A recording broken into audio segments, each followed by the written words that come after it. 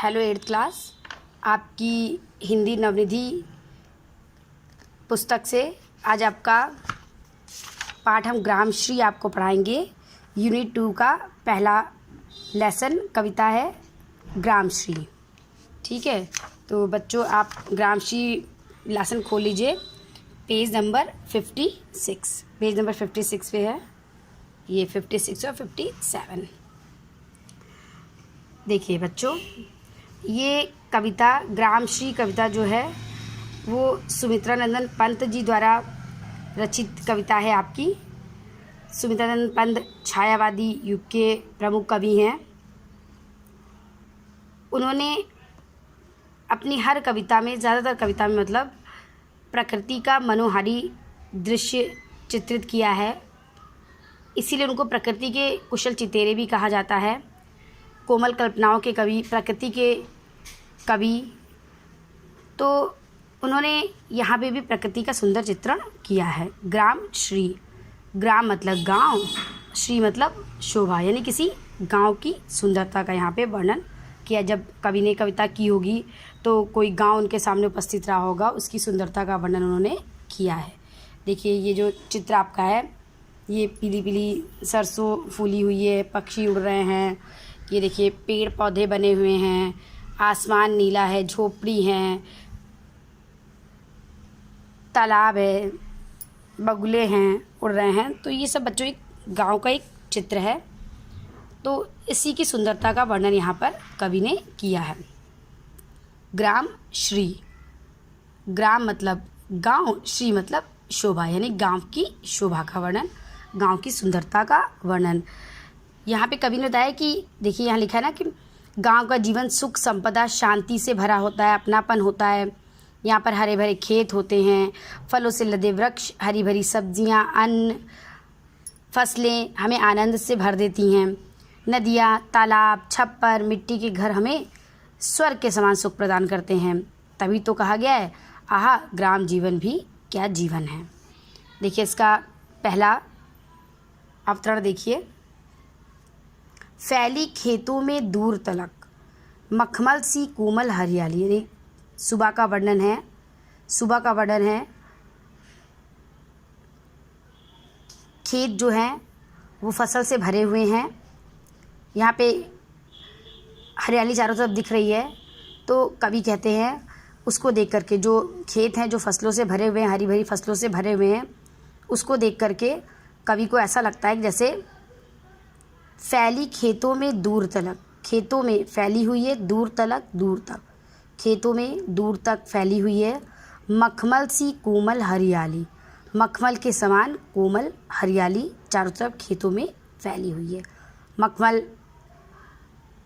कोमल होता है, तो मखमल की उपमा इसलिए दी जाती, किसी चीज़ को कोमल कहने के लिए मखमल की उपमा दी जाती है। खेतों में दूर दूर तक फसलें दिख रही हैं। उन फसलों को देख करके, हरी भरी फसलों को दूर तक देख करके ऐसा लगता है कि कोमल कोमल मखमल चारों तरफ फैला हुआ है, यानी कि वो हरियाली मखमल के समान लग रही है। खेतों में दूर तक मखमल के समान कोमल हरियाली फैली हुई है। लिपटी जिससे रवि की किरणें, चांदी की सी उजली जाली। अब प्रभात का वर्णन है। सूर्य की किरणें, सूर्य निकल चुका है, सूर्योदय हो चुका है, सूर्य की किरणें उस हरियाली पर पड़ रही हैं। तो लिपटी जिससे रवि की किरणें, यानी उस हरियाली से, उस जो हरी भरी फसलें, उन फसलों से, उन फसलों में सूरज की किरणें लिपटी हुई हैं। सूरज की किरणें, सूर्योदय हो गया है, सूरज की किरणें चारों तरफ फैली हैं और ऐसा लग रहा है कि उस हरियाली में, उस हरी भरी फसलों में सूरज की किरणें लिपटी हुई हैं और वो लिपट करके ऐसी लग रही हैं जैसे चांदी की सी उजली जाली, जैसे चांदी की उजली जाली, यानी वो जब हरी भरी फसलों में जब सूर्य की किरणें पड़ रही हैं तो उसको देख करके ऐसा लगता है कि चारों तरफ चांदी की उजली जाली बिछी हुई है। ऐसा देख करके उनको लग रहा है, सूर्य की किरणें जो फसलों पर पड़ रही हैं उसको देख करके ऐसा लग रहा है कि मानो चांदी की सफ़ेद जाली बिछी हुई है। दूसरा देखिएगा बच्चों, तिनकों के हरे हरे तन पर। अब यहाँ पर कवि कहते हैं कि जो तिनके हैं, जो घास है, उनके हरे हरे तन, यानी वो हरे भरे हैं तो उनके हरे हरे तन शरीर पर हिल हरित रुधिर है झलक रहा। कहते कि जो तिनके हैं, तिनके हरे भरे हैं, तो तिनकों का जो हरा भरा शरीर है उस शरीर पर हिल रहा है हरित हरा रुधिर लाल रहा झलक, यानी हिलता हुआ लाल रुधिर रक्त खून झलक रहा है, दिखाई दे रहा है।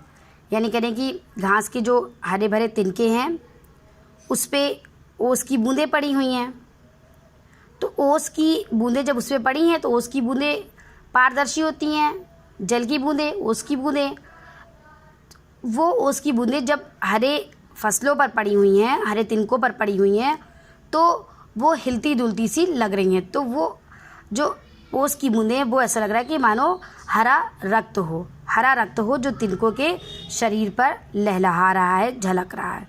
यानी तिनके हरे भरे तिनके हैं, तिनकों के शरीर पर, जो वहाँ पर हरे भरे तिनके, तिनकों के शरीर पर हरे रंग का खून झलक रहा है, हिल रहा है।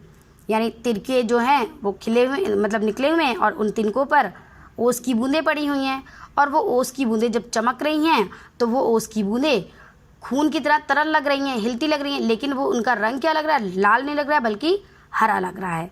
तो ऐसा लग रहा है कि मानो तिनकों के हरे हरे शरीर पर, यानी जो हरे भरे तिनके हैं उनके शरीर पर लाल रंग का खून झलक रहा है, हिल रहा है। बच्चों, लाल रंग का खून, हरे रंग का खून यानी कि ओस की बूंदें ट्रांसपेरेंट हैं, और ओस की बूंदों के ऊपर जब हरे रंग के तिनकों का रंग पड़ रहा है तो वो हरे रंग की दिख रही हैं।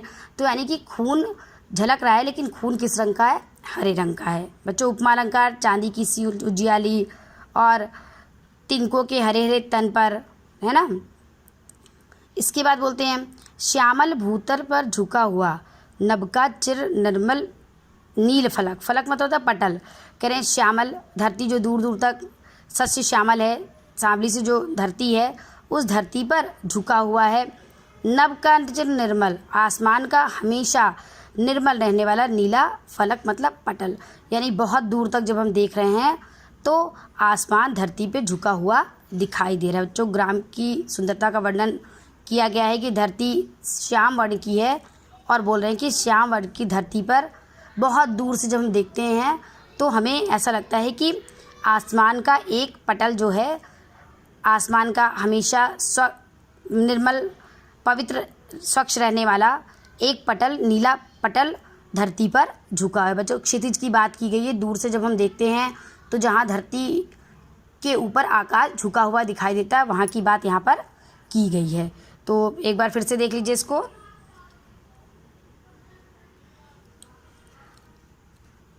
खेतों में दूर दूर तक हरी हरी फसलें लहलहा रही हैं, जिसे देखकर लग रहा है कि मखमल सी हरियाली चारों तरफ फैली हुई है। उन फसलों पर सूर्य की किरणें पड़ रही हैं, और जब सूर्य की किरणें पड़ रही तो उसे देख करके ऐसा लगता है कि मानो चांदी की सफ़ेद जाली बिछी हुई है। तिनके भी हरे भरे हैं, तिनके के ऊपर ओस की बूंदें हैं। ओस की बूंदें तिनकों का प्रकाश पड़ने के कारण हरे रंग की दिख रही हैं, लेकिन वो हिल रही हैं, झलक रही हैं। उसको देख करके ऐसा लगता है कि मानो हरे रंग का रक्त तिनकों के ऊपर झलक रहा है। श्यामल धरती जो है हमारी, उस धरती पर बहुत दूर से देखने पर हमें ये प्रतीत हो रहा है कि आसमान का हमेशा निर्मल रहने वाला नीला पटल उसके ऊपर झुका हुआ है। तो बच्चों, ये गांव की सुंदरता का वर्णन यहाँ पर किया गया है। रोमांचित सी लगती वसुधा, आगे फिर सुंदरता का वर्णन किया गया है वसुधा धरती का। धरती बहुत रोमांचित, प्रसन्न, खुश सी लग रही है, प्रसन्न सी लग रही है वसुधा। क्यों?